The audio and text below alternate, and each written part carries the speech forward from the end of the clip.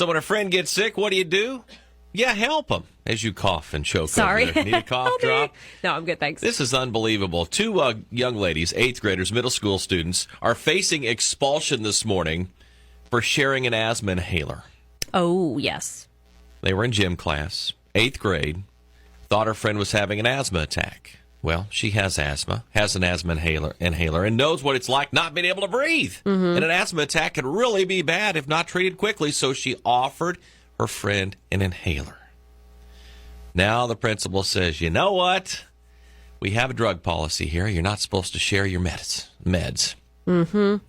So now they're saying you're both going to be expelled. They're looking at this. What's wrong with this picture? Can't they take these students and say, you know what? This could be dangerous. You could be allergic to this medicine.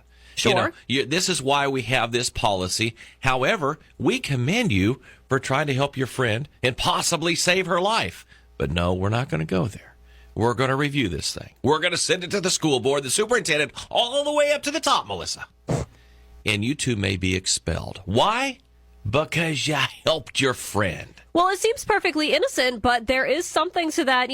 She could have had an allergic reaction. Maybe she wasn't having an asthmatic attack, and maybe the allergic reaction would have sent her into a worse state than the fact that she couldn't maybe breathe a little bit. Okay. So there's the other side of this thing. I don't know. That's a tough call because there are strict drug policies in place. You could say the same thing with other drugs and students sharing. So it's kind of one of those zero tolerant policies, What do you think? We want to hear your opinion as you drive in this morning and wake up with the Breakfast Club. It might sound a little bit barbaric, but I'm going to tell you anyhow.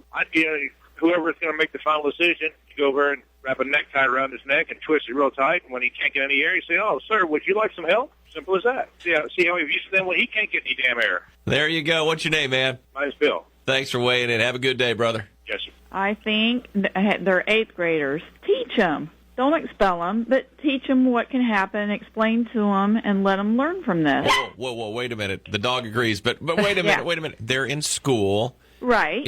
And we should teach them. Wow, yeah. What a correlation there. Yeah, students don't know the ins and outs of a drug policy of their school. She didn't understand. She doesn't understand that here she's trying to save her friend's life. But she does understand compassion trying to help her friend. Correct. Exactly. That's right, Fluffy. I think I have a new friend there, Melissa. Have a good morning. You too. Thank you. I think it's a bogus.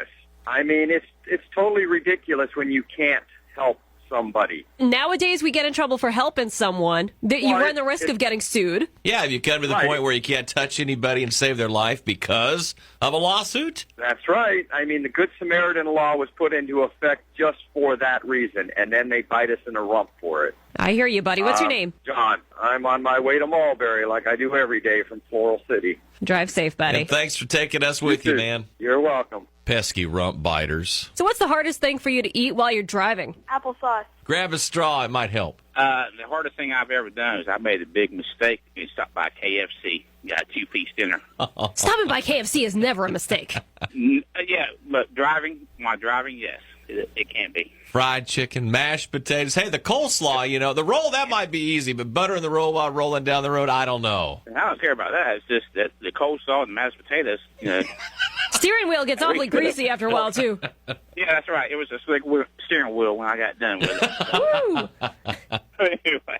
97 Country. Was you talking about the hardest thing to eat while you're driving? Yeah. I think it's ice cream on a cone. Especially on a hot day when the air's not working. Yeah. Or even when the air is working and it blows it on you. Oh, yeah, that's even worse. When they get in your eye, you can't drive. How are you eating your ice cream cone if it's all getting in your eye? Not everybody eats an ice cream cone in one bite, Melissa. Wow.